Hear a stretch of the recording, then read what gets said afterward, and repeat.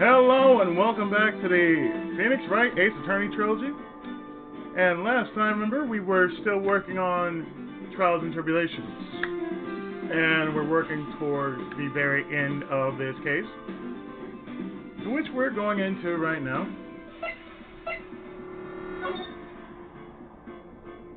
So, episode 3 is nearly done, and we're going into the first half of the final part of this trial. So, let's get right down to it, shall we?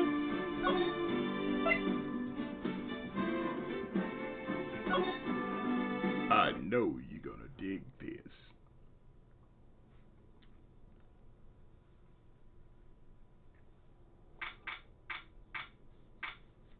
January, 9:46 a.m., District Court. Defendant Lobby, number 1. Good morning, Mr. Wright. Good morning, Margie.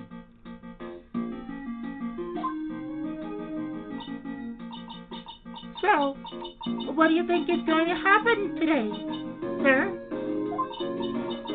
Yesterday's session didn't go so well and ended on a giant mystery. That's true. And we still haven't solved a single part of it yet. Are you okay, Nick? Huh? Yeah. Of course. I saw that little flash out of your eyes. No! That wasn't doubt. That was, determination. Why don't I believe you? It's nearly time, Maggie. You'd better get going to the defendant's seat. Roger, don't let me down, Mr. Wright. I counted on you.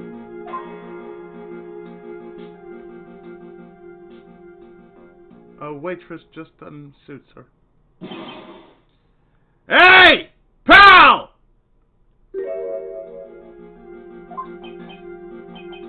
Hey, Detective Gumshoe.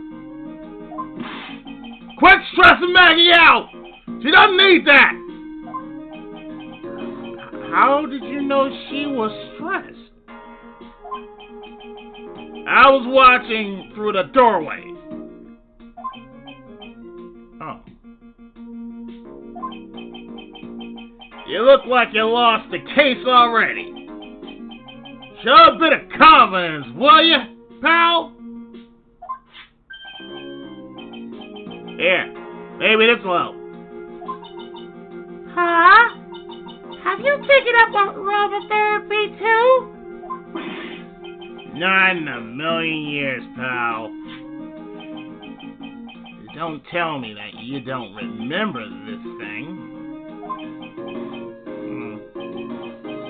Come to think of it, it doesn't look like one of those aromatherapy bottles. This is the small bottle that turned up in the Trebian kitchen a couple of days ago.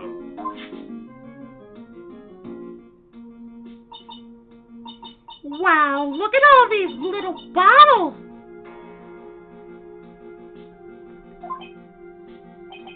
Oh, they're aromatherapy oils.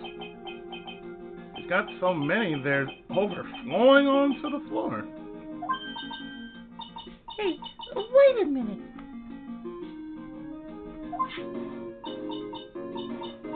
There's one bottle that's different from all the others. Well, you know. And it doesn't have a label either. And it doesn't smell.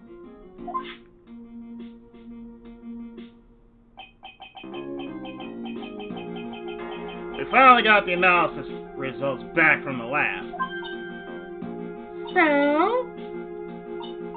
What is it? Is it a poison? I'm afraid not, pal. It's medication. Medication? Yeah. For ears. Topical use only, apparently. For ears. You mean... Yeah. It's the medication Glenelg was using for his ruptured eardrum. What was Glenelg's ear medicine doing in the kitchen?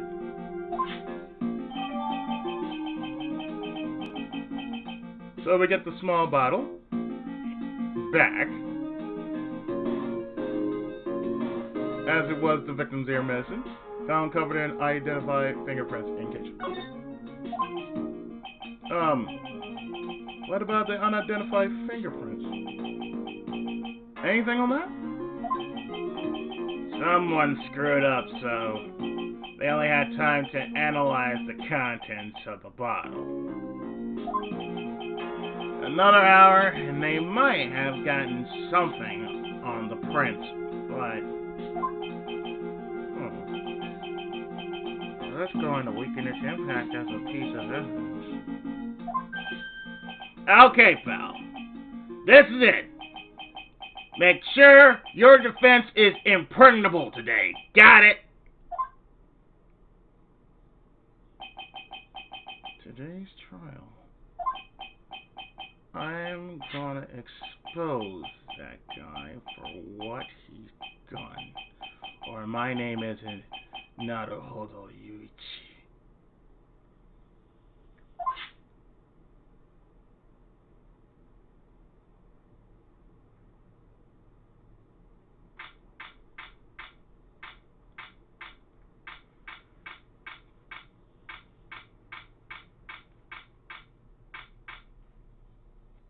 You know, I kind of wish they did the typing a little faster, like...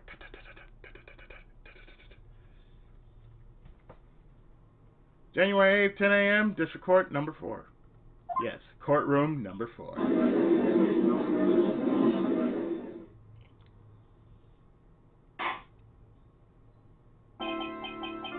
Court is now in session for the trial of Maggie Bird. The defense is ready, Your Honor. Order up! Ready and waiting as always, Your Honor. Very good. Then we'll get underway at once.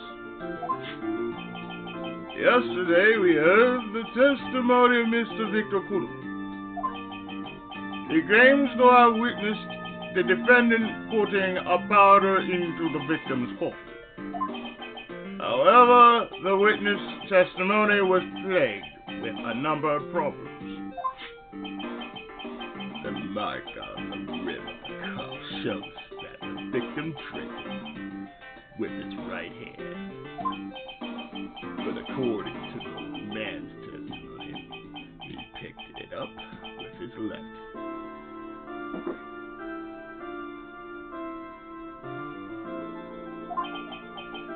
Thank you, Mr. Goddard. Furthermore, according to the witness account, the victim was listening to the radio with an earpiece in his left ear. And we can see it plain as day right there. Which his is not his left ear, his right ear. Yet the victim's left eardrum was ruptured, which made him effectively deaf in that ear. Unless if you're looking at it through a mirror. It's amazing how many contradictions a single case can have. Excuse me. It's amazing how many contradictions a single case can have, honey.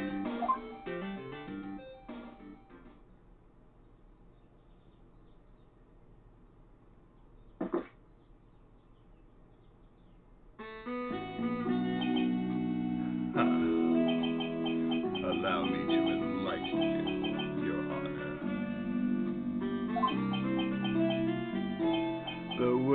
world you see keeps turning, and we must turn with it.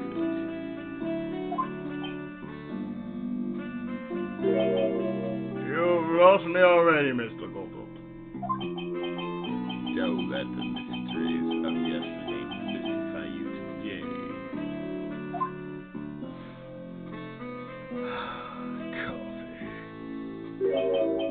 Only losers think like that. You've got to change with the times. That's one of my rules.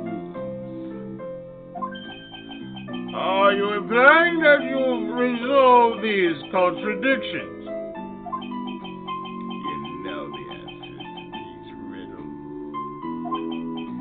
The old guy wasn't just throwing seed at you. He was throwing us off the set.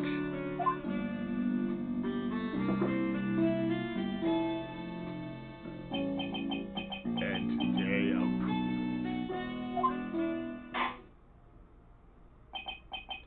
Very well. Let the first witness take the stand. And that first witness is... Oh, Jesus.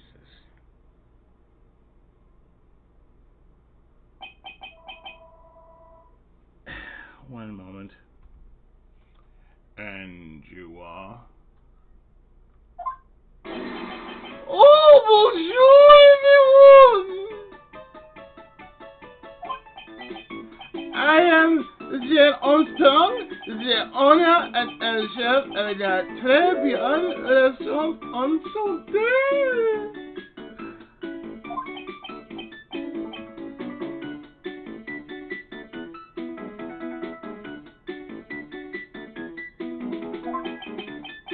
Forgive me for asking, witness, but are you a woman? Oh la la, monsieur! As you can see, I am leopard and very gentleman, no?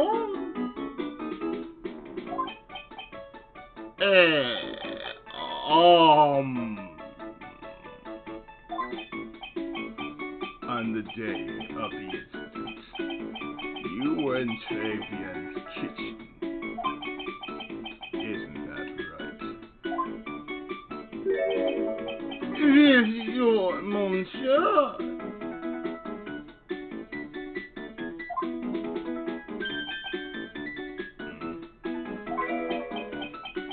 Everything feels right.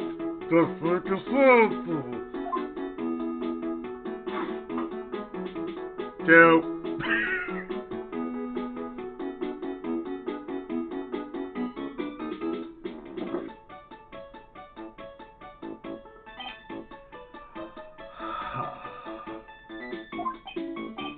Wow, he's totally a phase. Doesn't anything intimidate this guy? Very well. Your testimony, please, witness. Please tell the court what happened that day at 3 p.m. Oui, volontaire.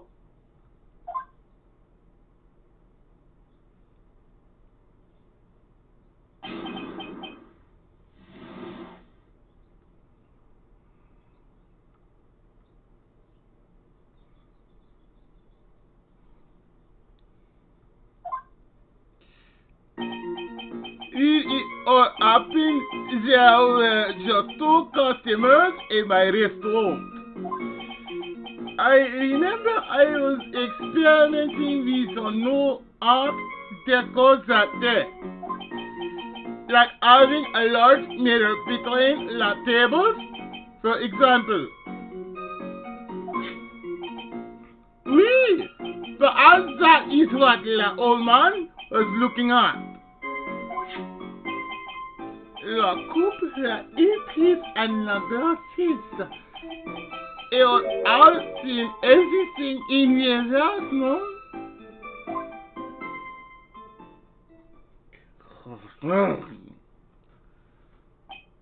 And face just says,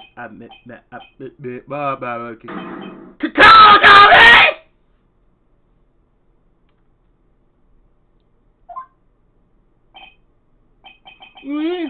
gran mira. Éramos enormes, mira.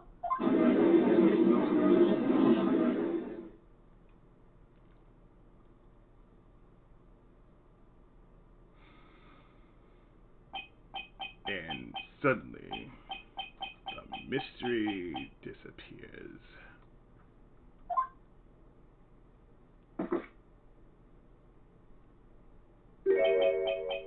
Like I said, the wheel keeps turning, so roll with it. All about roll out. That would explain the coffee cup and the earpiece conundrum. The mayor would have made everything appear back to front. What the hell? It's way too early in the morning for this to be happening. What the hell? It's way too early in the morning for this to be happening to me. And now then, Mr. Wright, you may begin your cross-examination.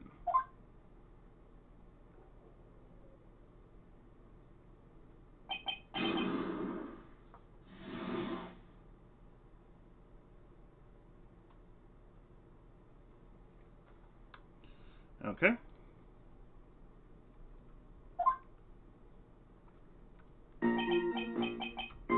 One, two, three, four.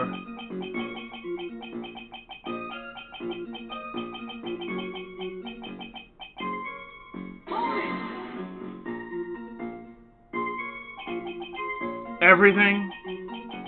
He would have seen everything in reverse.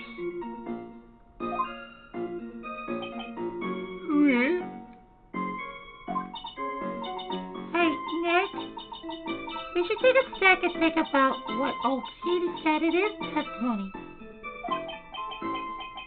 How did he phrase it again?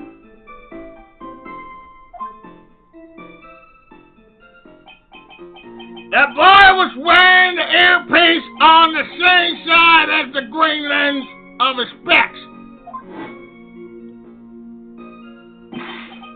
No question. You can lock me up if I'm wrong. It was his left there without a doubt. And then he used the same hand to pick up the cup. His left hand. If he saw everything he described reflected a mirror, then everything he said he saw on the left was actually on the right. Huh? Precisely what I said last part. And that clears up all the thrones with his testimony, I guess. Or does it?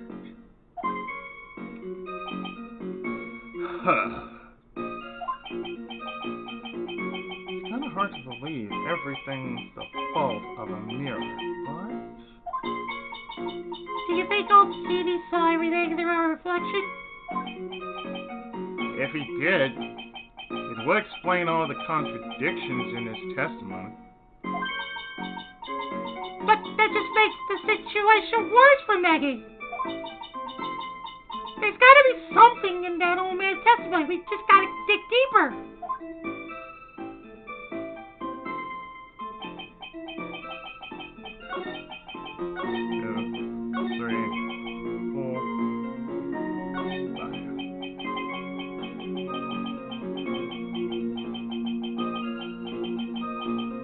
So you're saying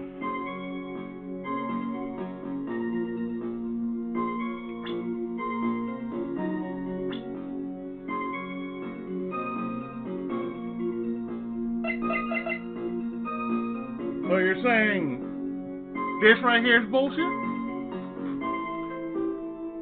If he wore an HMD over his left eye, it would be seen as he's wearing, I'm just going to call it what it is, a scouter. If he was wearing a scouter, over his right eye, which it should say left, then that means it should be on his left eye and not over his right. So all I gotta say, sir, is... Igiotti!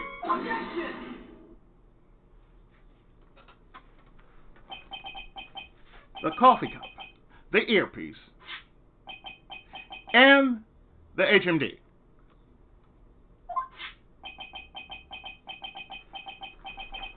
Let's think back over Mr. Kugo's testimony for a second, shall we?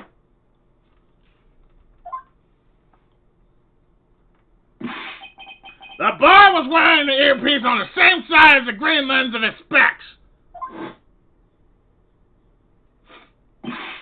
No question. You can lock me up if I'm wrong. With his left ear, without a doubt.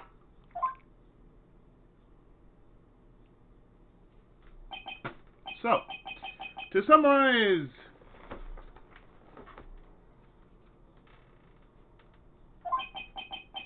we were told both the HMD and the earpiece were on the victim's left side.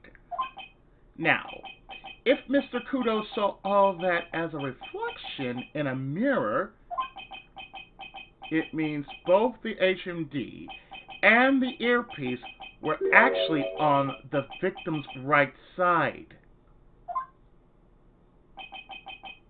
Exactement! You see, monsieur. Now that you think about it, it is not so odd, no?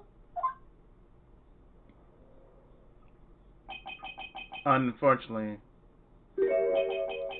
that's where we run into a monumental contradiction with the facts. If Mr. Kudo really did see everything in a mirror, why is it that the HMD is now on the wrong side of his head?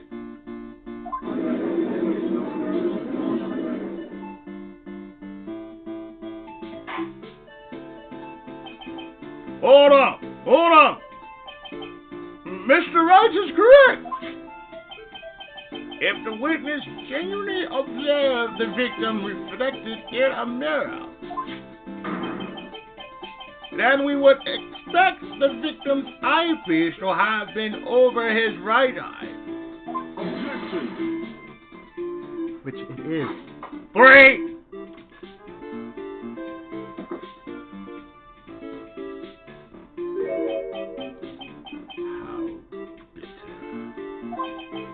That's right. You should have a taste of this bitterness. It'll calm you down in no time. Are we talking about your coffee? Or something completely different? You don't understand the way the witness thinks. How he thinks? You remember this, I presume. I broke the vase? Sorry, apology. I mean, Mr. Kudo's sworn testimony. Exactly. The old man has one big grievous habit other than throwing seeds. The more of an impression something makes, the more muddled his mind makes it. And what's the most striking thing about Mr. Elg? It's the victim's eyepiece. And that's my point. The old man strikes again. Mr. Elg's HMD made a big impression on the old man. 4!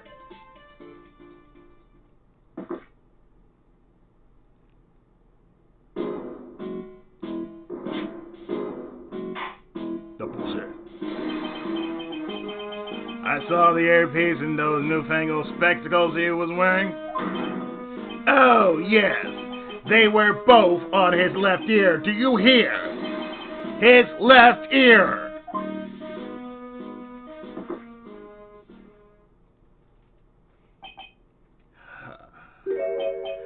Well, Trite,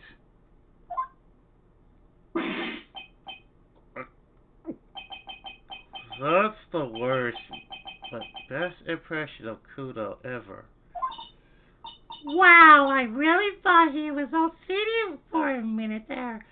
Kudo's good.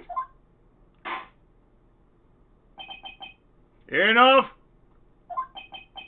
I must agree that yesterday's witness was irresponsibly rash in much of his testimony. Bad luck, Nick. Looks like the boil of a contradiction you found is just a rash.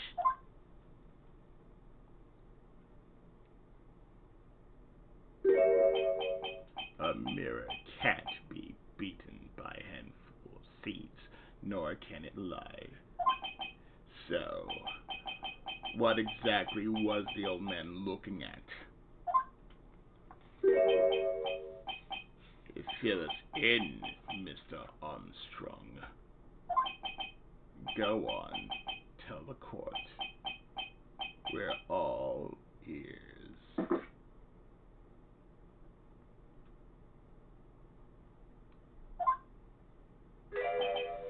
Wait! One moment.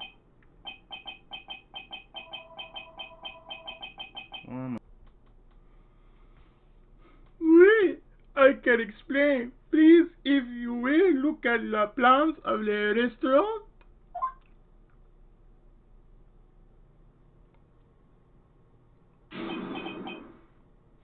The mirror.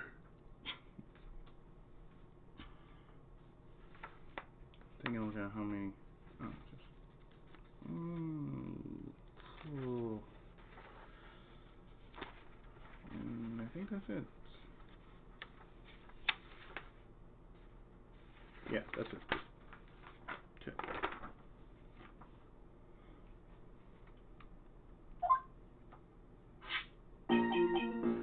Hello, is everyone sitting comfortably?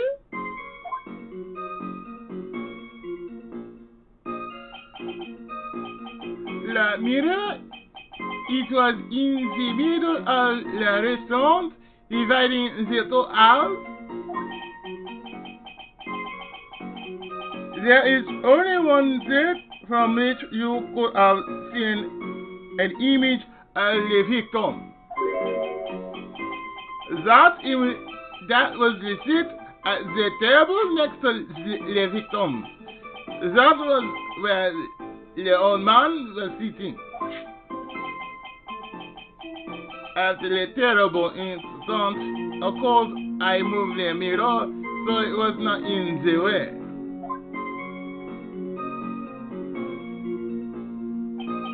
But naturally, I did not touch anything else.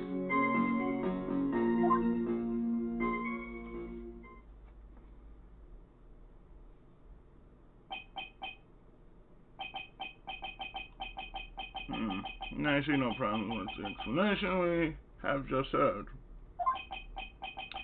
From the table next to the victim, Mr. Kudo could have seen the victim in the mirror. What a naughty little coquette I am, confusing all the men like this. You already are confusing the men like this. Don't worry about it.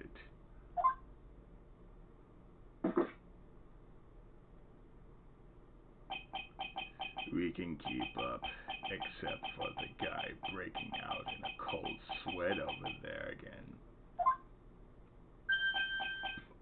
Oh, I hate that guy.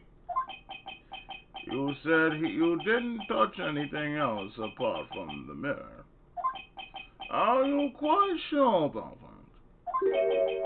Oh, dear, of course.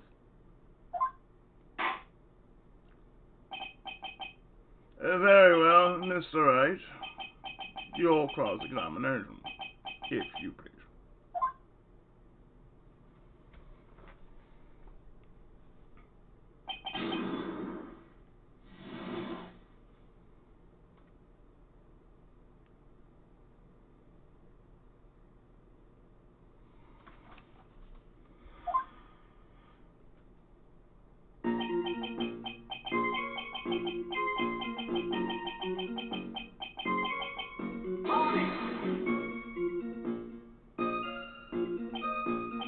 So, run this by me again.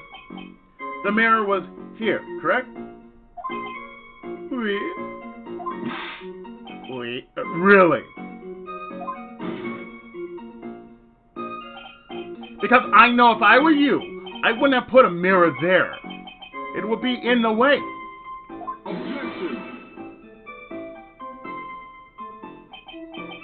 Look who's talking, Wright. Huh? You're obstructing my view, among other things. What?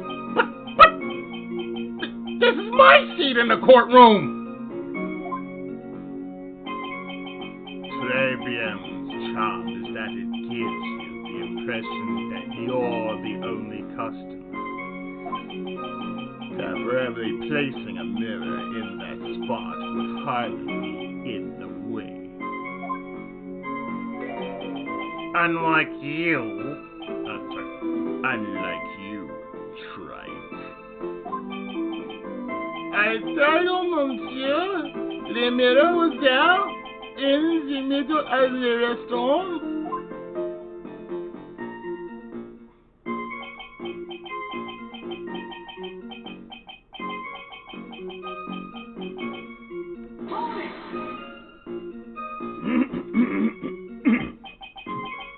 And where would that be? Oh la la! Look how you limp on me! I always attract the younger boys. Maybe I should keep you in suspense a little longer? Mr. Armstrong, tell the court what you know at once. I attract the older ones too, you know. Armstrong. Shall I taste you too?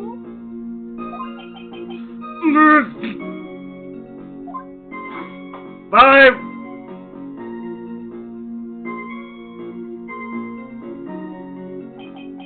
He drunk the 4 chemicals. I'm already seeing a very hot someone, so I'm afraid you'll be waiting for a long time.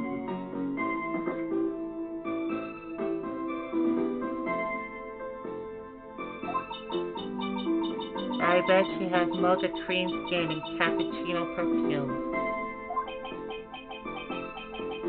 Leon, I will tell you. There was only one seat from which you could have seen.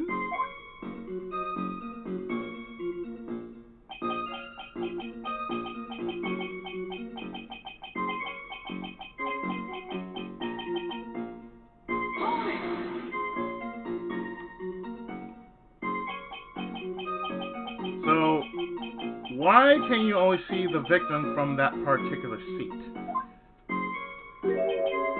My monsieur, it is obvious, no?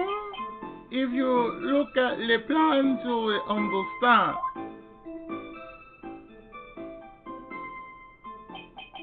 The victim would have been reflected in the mirror like so. If you were sitting at the table next to him, you would see everything, no? So that's the seat she was sitting in on that day. When the poisoning happened. The old man was sitting at the table next to the victim. Why does that seem kind of odd?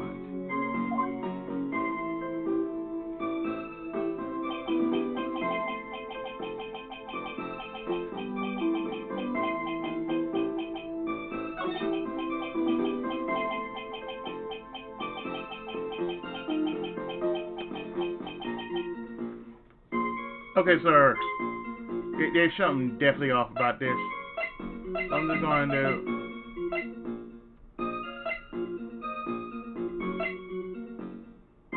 just bamify your ass like this. Yachty!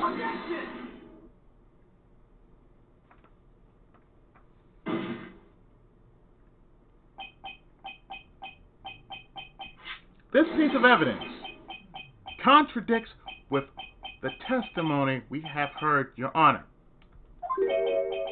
The crime photo?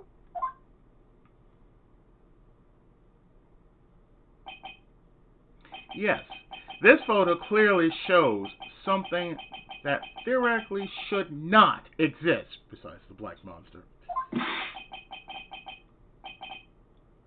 What on earth do you mean by that, Mr. Wright? Should not exist. Ha. Sounds like you're describing yourself, Wright. The black monster should not exist.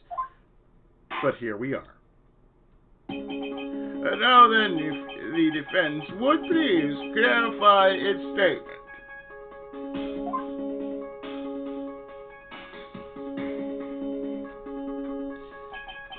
What is the something that should not exist in this photo?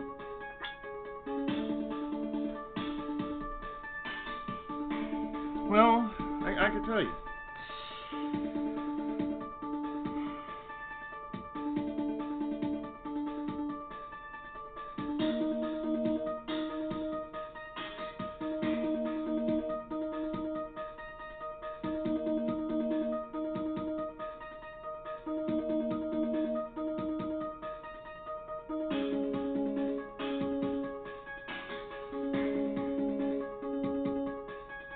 The closest table.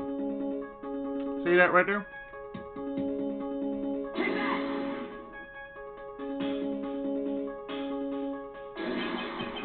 I think it's pretty obvious that this is what should not be in the picture. The vase. What possible connection does that have with this witness testimony? Your Honor, I'm telling you that there should have been no vase on this table. Because it very clearly contradicts with this piece of evidence.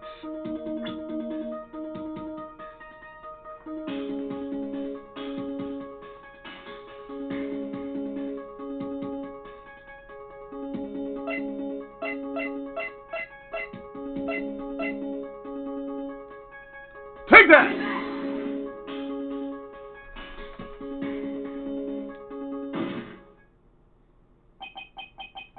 There is one thing that was clearly demonstrated by yesterday's testimony.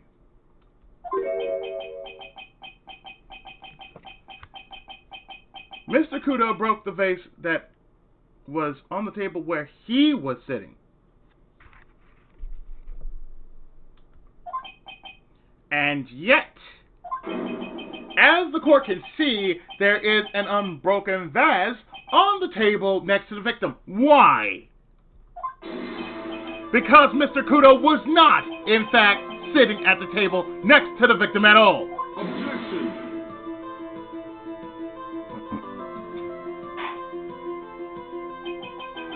Don't be an idiot, Wright. That's impossible.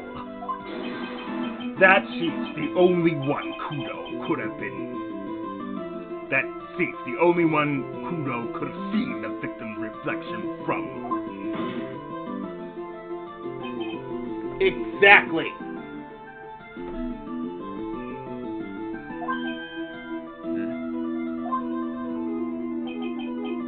There is only one conclusion we can draw from this contradiction. There was no mirror in Tribulations that day. Your testimony, Mr. Armstrong, is an elaborate lie. Mon Dieu! Objection.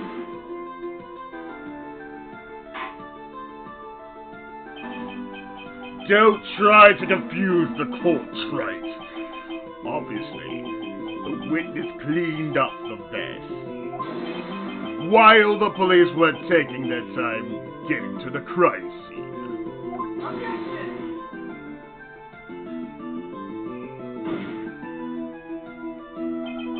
Unfortunately, Mr. Goldup, that doesn't quite work for me. Mr. Armstrong already testified to the contrary in his own words. I did not touch anything else except the mirror.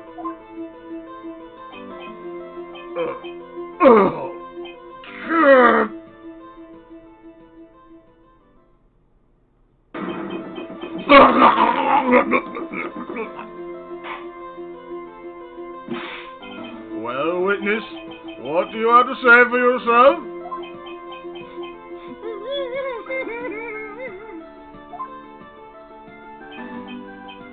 I was right. There was no mirror in the restaurant that day. In light of this revelation, we return back to the original problem. Why did the victim have an earpiece in an ear which he couldn't hear? Sick! You only get one shot in life. There's no turning back.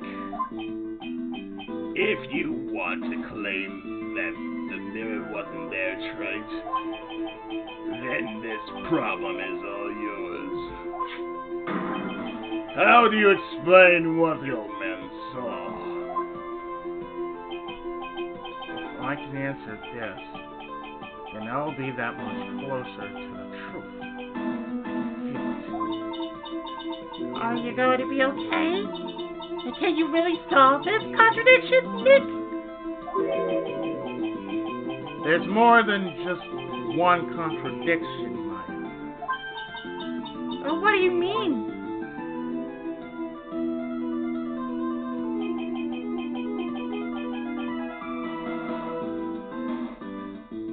Remember what Maggie told us?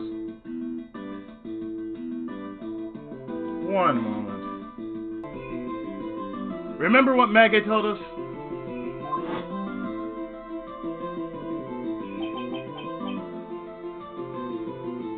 There was another man at the victim's table. And there was a sample CD on the victim's table. It all flies in the face of Mr. Kudo's testimony.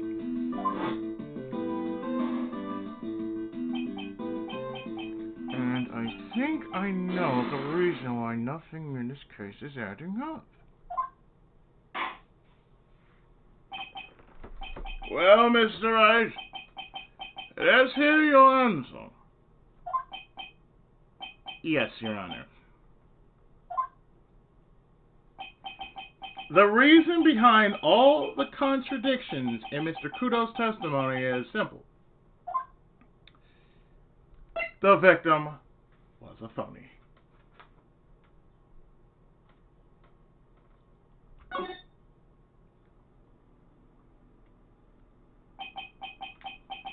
This case is riddled with contradictions.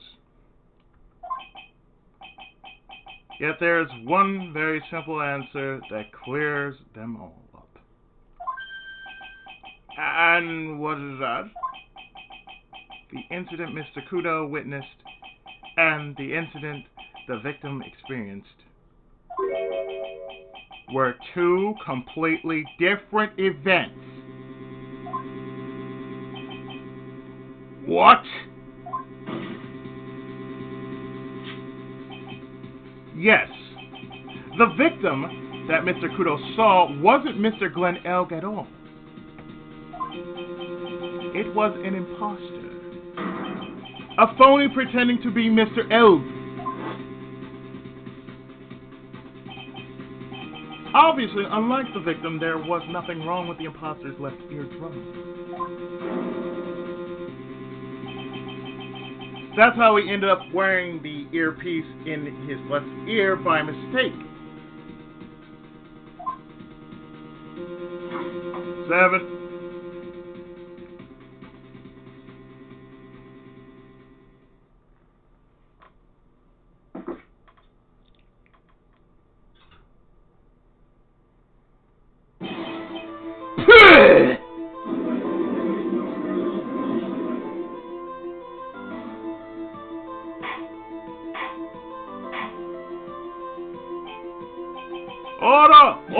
court! Settle down! Clear the courtroom! Quiet, Gramps. Why don't you clear out of here, huh? What did you say? Trite. Are you saying that what Mr. Kudo saw was a setup? Yes.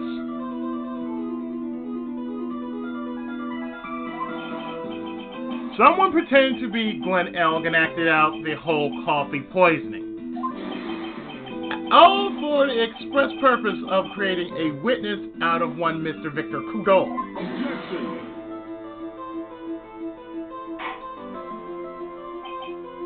Get real trite. Why would anyone want to do that? Isn't it obvious?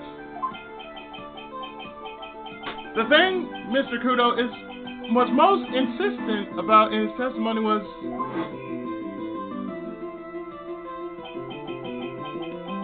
the serving girl brought him a Giamicino, but she put something in it. That's the serving girl right there in the defendant's chair. I remember her well. And her ass.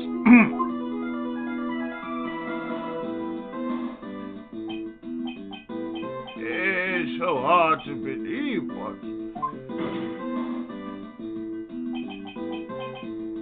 there was one and only one reason to show Mr. Kudo this fake poisoning. To show Maggie Bird in the act of poisoning the coffee. Objection. Are you insinuating that the waitress in the old man's story was a fake as well? It's true that there were no other customers in the restaurant at the time, but I like the coffee there. It's also true that the chef was there. He would have noticed what was happening. That's right. Well, witness, if your restaurant really was the scene of such theatrics, you would have known about it, correct? This is most difficult for me.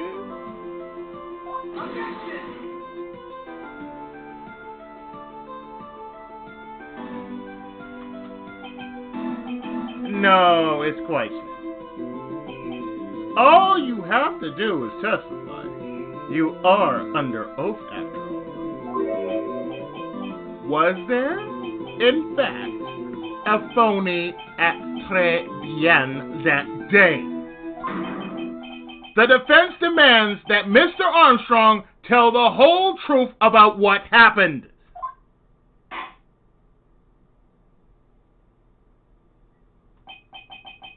The defense request for additional testimony is accepted.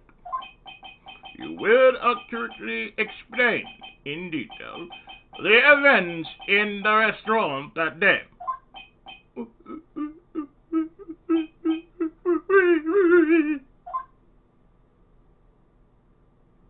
Has shriveled up 2 inches.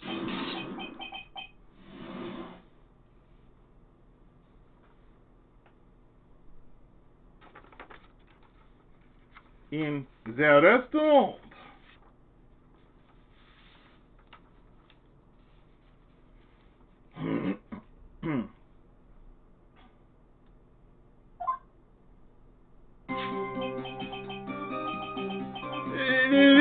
Monsieur Egg, it came to my restaurant alone.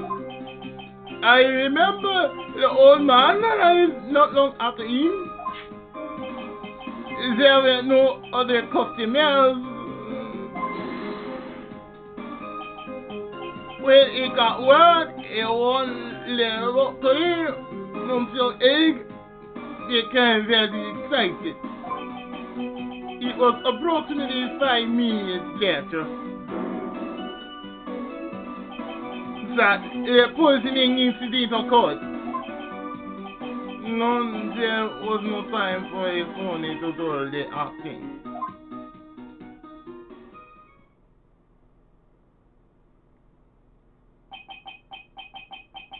So, just so we're clear, there was no mayor in the restaurant after all. Je vous demande pardon, forgive me, Your Honor.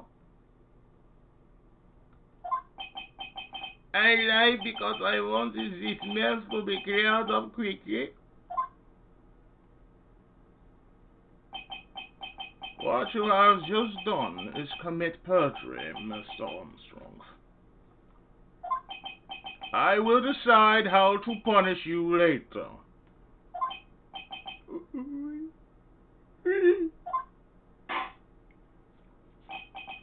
For now, we will hear your cross-examination. Mr. Wright, if you please. He took that perjury charge a bit too well. But I'm guessing he'll be in more serious trouble after this cross-examination.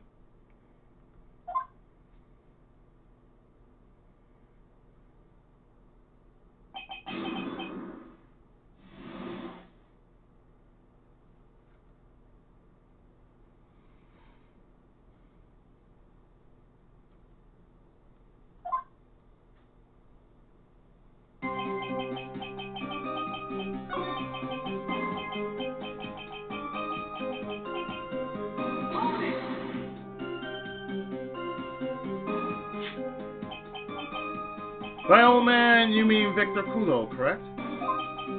Well, here comes an often for my special coffee. I drank your coffee, Mr. Armstrong. It's special. I'll give you that. It's worth a sip just for the experience. Oh, you make me so happy, monsieur! I most welcome anytime. I said it was worth one sip and nothing more. So, Mr. Kudo arrived at the restaurant around the same time as the victim. Maybe I should ask about his arrival in more detail. About what time was it?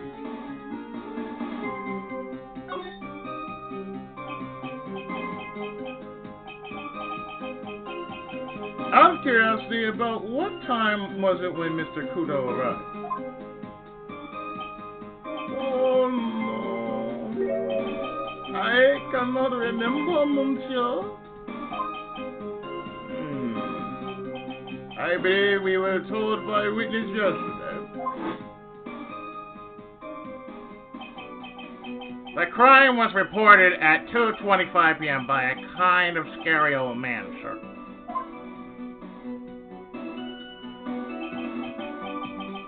Does that perhaps jog your memory, witness? The incident happened about 20 minutes after he arrived. So the victim must have arrived between 2 p.m. and 2:15, no?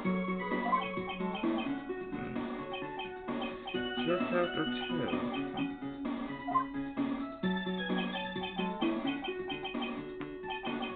Thank you for your help in jogging my memory, monsieur. You are wonderful.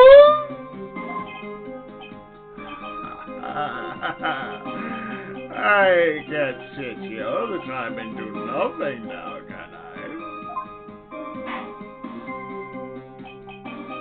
The time of day will be added to the witness testimony. Oui, monsieur Judge. Everything I'll do it for you. Oh, good. Merci bien. That's French, isn't it? I'm glad at least one person is in a good mood. He's even humming a song to himself.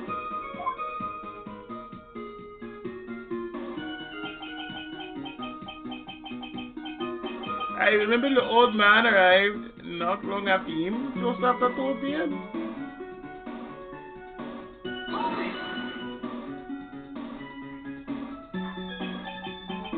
Are you absolutely sure about the time?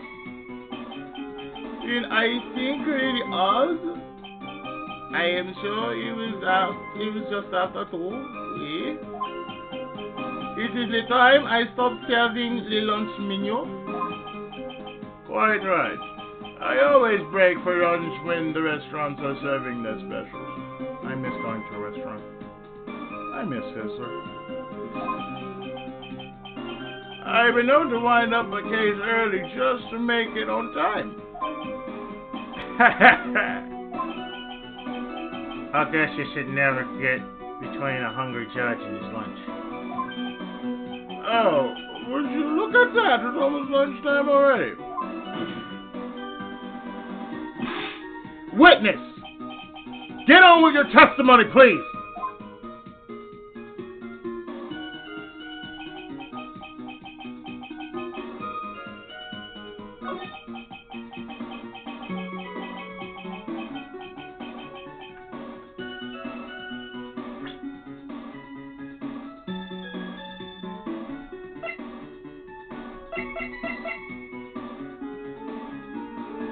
So, let me just say, hey, Yanni!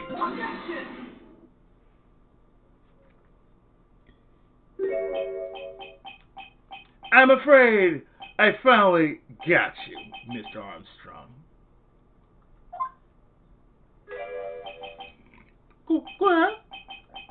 What do you mean?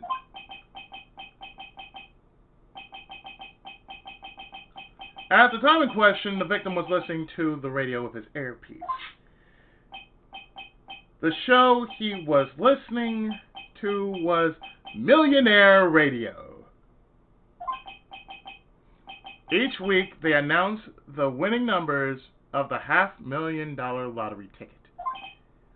Oui, that must be the show Monsieur Egg was listening to. I can't see any problem with this testimony, Mr. Wright. I wonder.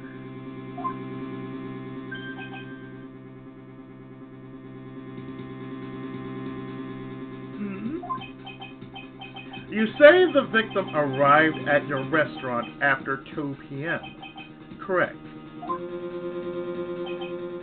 Oui, I am sure I remember it perfectly now. I know it was that time because I had just finished serving the lunch menu. Get to the point, Wright, if you have one.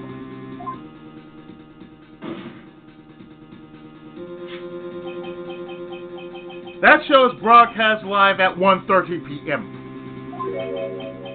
And it claims to be the most thrilling 10 minutes of your life. It's on there at 1:30. Now, suppose the victim made some noise when it was announced that he had won.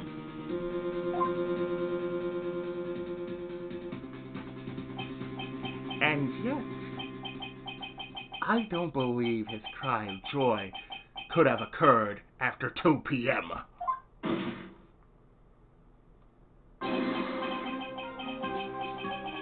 Because the show had already finished more than 30 minutes earlier by that point in time. No! This victim we've been told about has done nothing but the impossible. Listening to the radio with a ruptured eardrum,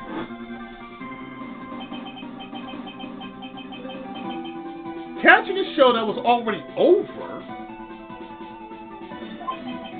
there is only one conclusion you can draw from these facts. This victim was an imposter acting out the poisoning 30 minutes after the real murder.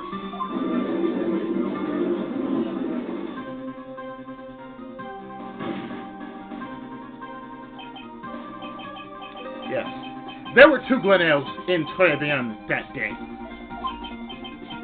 The real Glen Elg, now dead, having been poisoned by the real killer. And the phony Glen Elg acting out the events for Mr. Kudo to witness. It certainly seems that way. I mean, if that wasn't the case, how could you explain the time discrepancy? Objection!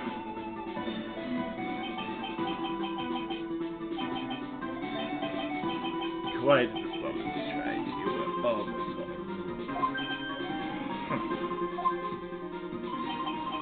But sadly, you lack the rock-hard foundation of rhythm to build your song. What is this? Music Theory 101? Let's recap. According to your imaginative theory, it's now just after 2 p.m.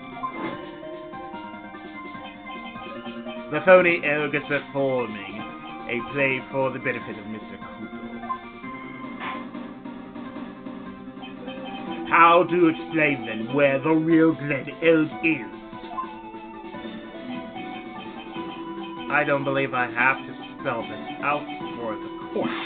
However, at that time, the real Glen Elg was already dead! That's certainly the obvious conclusion. Objection!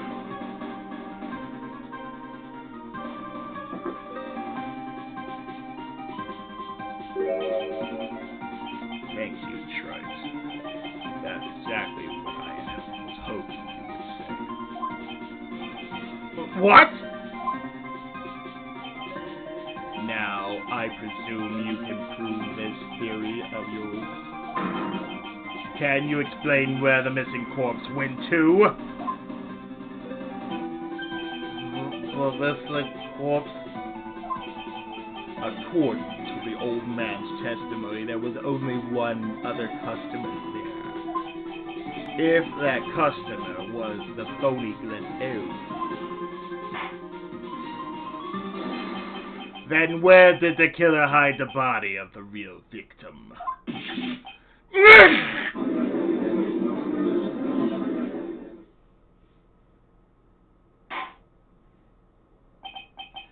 The prosecution has a valid point, Mr. Wright. If your theory is to stand up to examination by the court, you must provide us with proof by answering the prosecution's question. Where did the killer hide the body? Yes, Your Honor. No conjecture, Wright. Let's hear some facts for once. Show the court a piece of evidence that proves where the body was hidden. Evidence? What's with the intense pressure in here all of a sudden?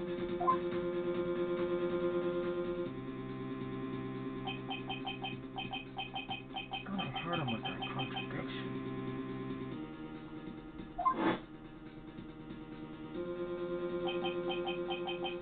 But he's turned it all around and backed me into a corner.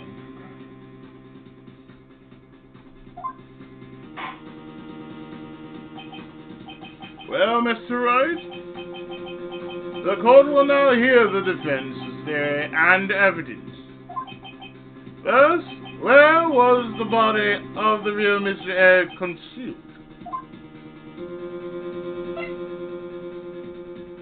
Inside Tribune. It would have been too dangerous to take the body outside.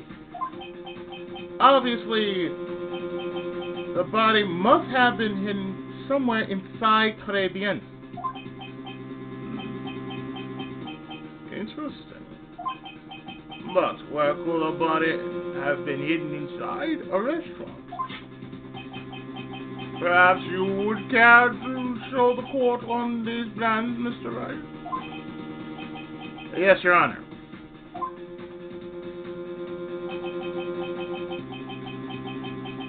The exact location where the body was concealed inside Fabian is...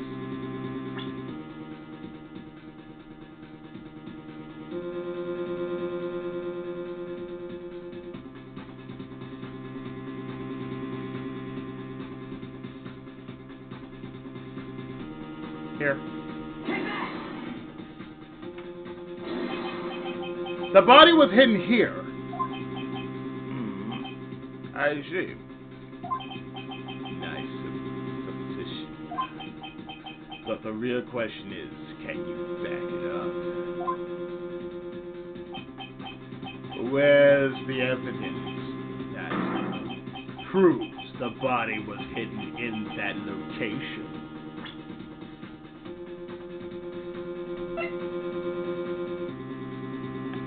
I got the evidence right here.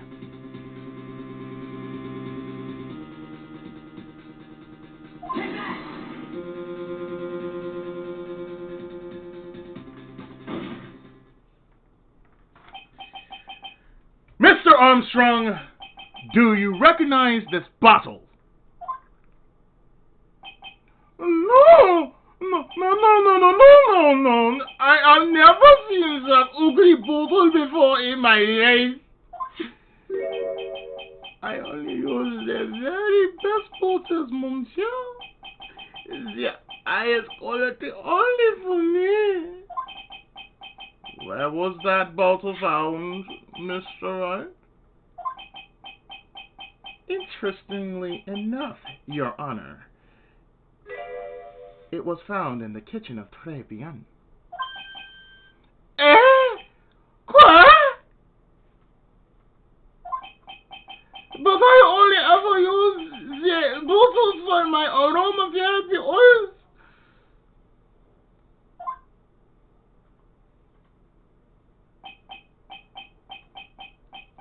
But this bottle doesn't contain aromatherapy oil, Mr. Armstrong.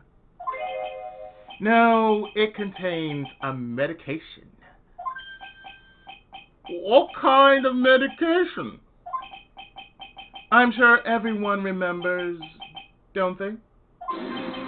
That Mr. L visited an otolaryngological clinic. Oh. Let me read that again. That Mr. L visited an otolaryngological clinic and was given medication that day. Hey! You can't be serious.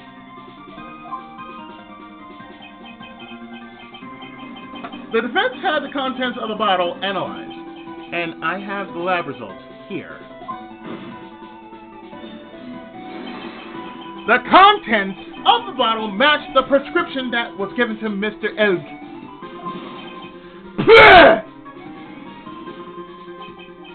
Glenn Elg's murderer hid the body in the restaurant kitchen, at which time this bottle fell out of the victim's pocket. Mr. Armstrong, when the incident occurred, didn't you say you were in the kitchen?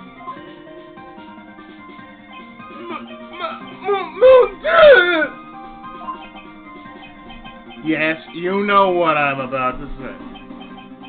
It was you who hid the victim's body. You did a fine job pretending to defend my client, Maggie Bird. However, you were setting her up to take the fall behind the poor girl's back.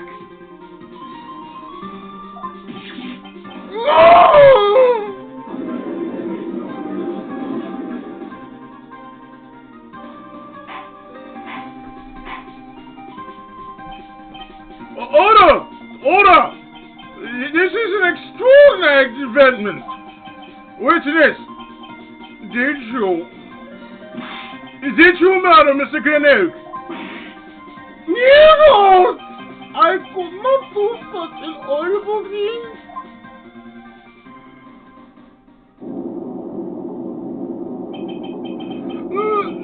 No!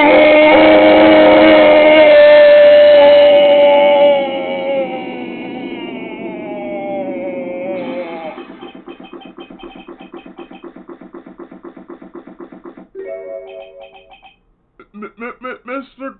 Goldotto. 9. The bitterness. Every time I get lied to, I always down a mug of coffee. That, seriously, it was no mug, sir. That was a cup. I know what a mug is, brother. That's one of my rules. Do you have the slightest idea how it cost you have right now? Then I like to do the same to the person who lied to me. I like to take them down with my empty cup. Listen up, chef. Coffins! Yeah. How about a brand new flavor in your ear? My deficient friend. J'avoue, ça m'a pardonne! Bitch, you must air me out! It is a trap! So are you. Listen to me! Por favor! Sir, por favor is Spanish.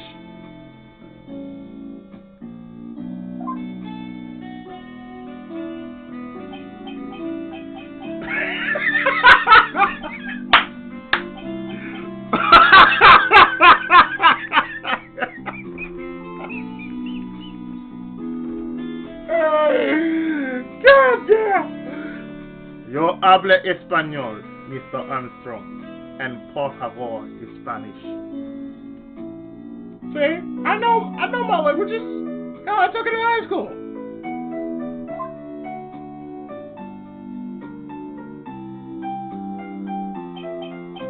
I swear, if you say kudasai, I'm like, Bitch, that's Japanese. I'm only going to ask you once. Did you do it? No! Absolutely no!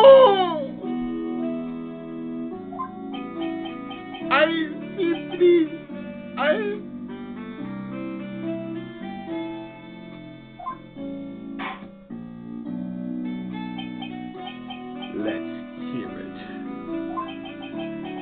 You've got one shot. Right, Gramps? Witness, the court will permit you the chance to make one final statement. If you lie under oath again, Mr. Godot's coffee mug awaits you. As does my gavel. She's here.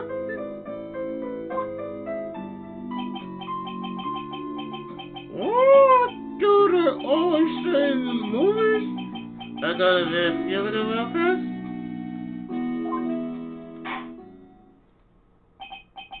Very well.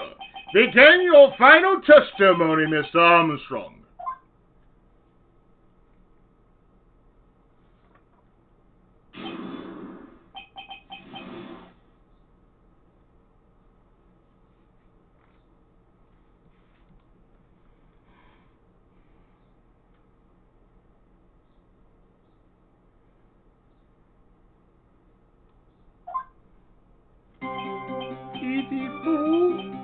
I eat the body in the kitchen.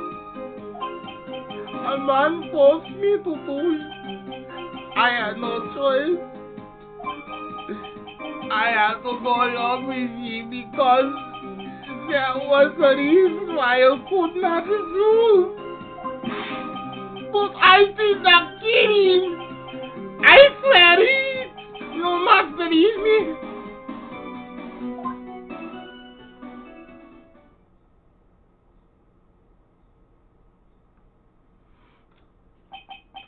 You were forced. By who? I cannot say what I will be.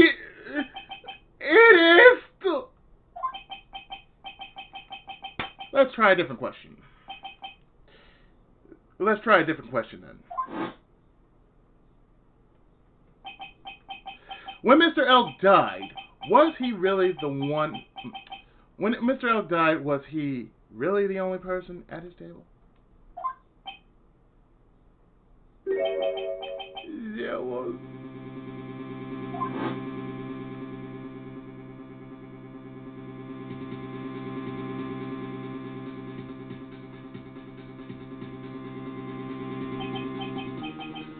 There was another man.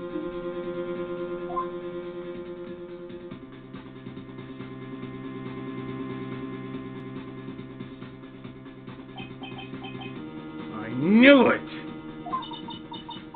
Maggie was telling the truth. You may cross-examine the witness now, Mr. Wright. There's just one more thing I need to do. I gotta break this guy and get him to tell us the name of the real killer.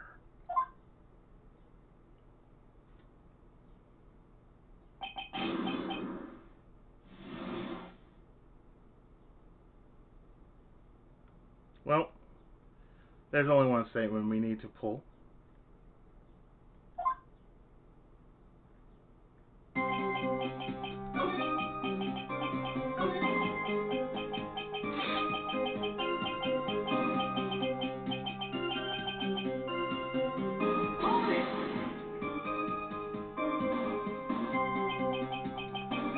And what reason would that be, Mr. Armstrong?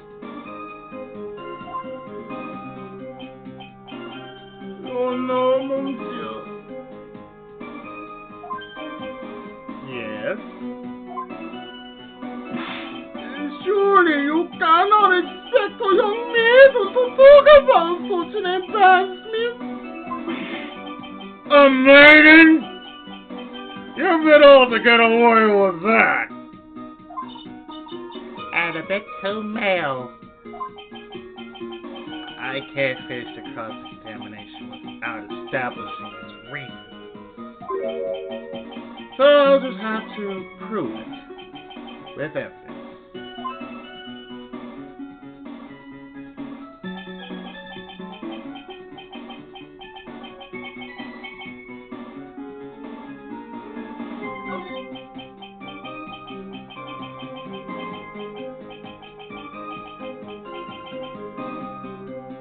Oh, I got your reason right here.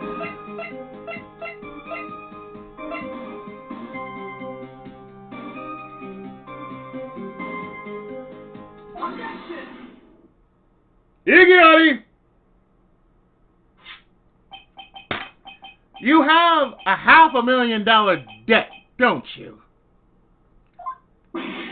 $500,000! Is this true, Miss Armstrong? This is it, this one. I was thinking I borrowed the money.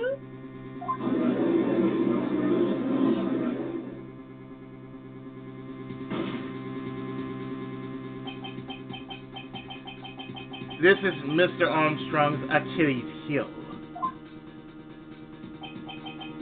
And that's why you couldn't refuse anything asked of you by this man.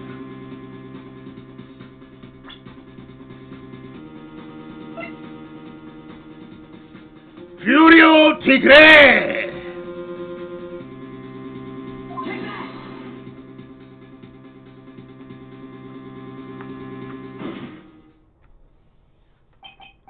A $500,000 loan from a black market loan shark. And you had no way of paying it back, did you? That's why you were forced to do anything this man told you.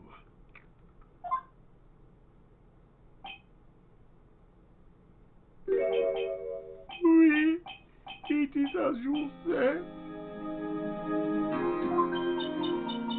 Mr. Armstrong, He told me he was going to use my restaurant for a business rendezvous.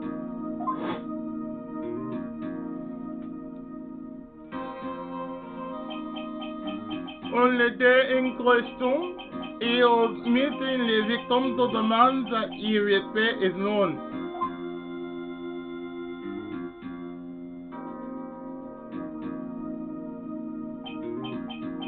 I don't know why it happened like that.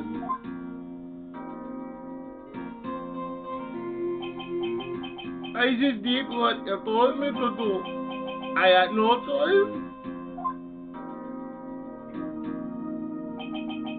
I carried the body and the unconscious maggot out of the dining area and into the kitchen. After that, I just tried to forget what I had seen. I think we can now safely say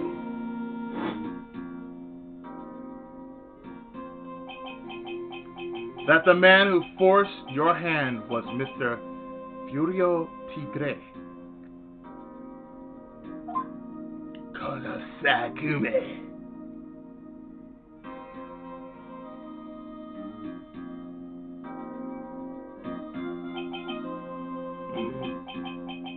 I do have one further question for Mr. Armstrong. The poison and the lottery ticket that were found in the defendant's apron pocket, was that your doing as well? No!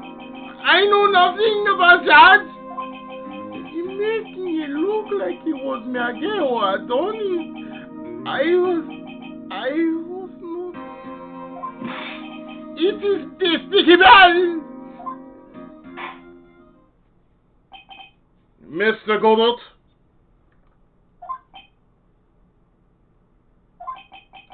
you will summon this Furio Tigre as a witness. I doubt that can be arranged today, so we will adjourn for now. Proceedings will continue tomorrow. I'm on my tip cup.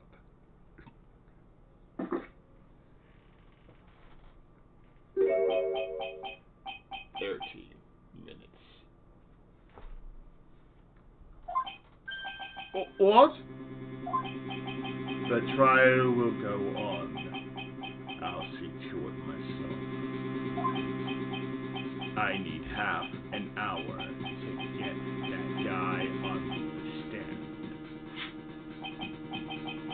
Not a minute more. How did... Don't sit back and relax yet, trite. No one knows if that chef is really telling the truth or not. This trial could still go either way. Very well. Your request is granted, Mr. Goldot. We will resume once Mr. Tigre is ready to take the stand. Until then, court is adjourned for a 30-minute recess.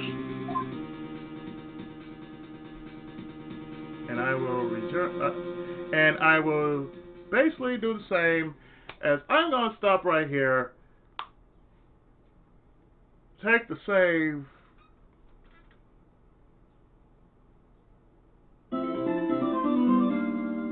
and go out to dinner. Because in the next part, what I'm going to do is, well, the next part,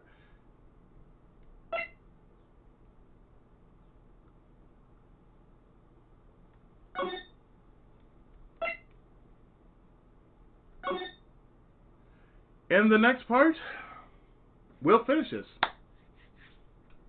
And from what I'm looking at, it seems short and sweet. from the 3 pages I'm looking at. Yeah, 3 pages I'm looking at. It's going to be short and sweet. So, next time, the conclusion to episode 3, the recipe for turnabout. I'll see you then. Thank you so much for watching.